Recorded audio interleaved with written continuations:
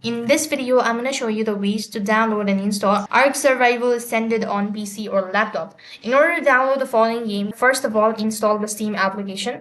Only through that, you'll be able to access the following game. So for that case, open up a browser, type in steampower.com. And when you open up your Steam application, go ahead and tap the install button. And then it's a very simple process to install the Steam application. Just go ahead and follow the instructions. And accordingly, you'll be able to download it. When you're done downloading it, you could go ahead and create an account, or you could go ahead and log in into your account. When you're logged in, that's going to take you to the home page, which is going to look something like this. While you're on the home page, go ahead and press the store button and then go to home. As you press on it, it's going to take you to this page where you have to go ahead and look for the particular game that you wish to download.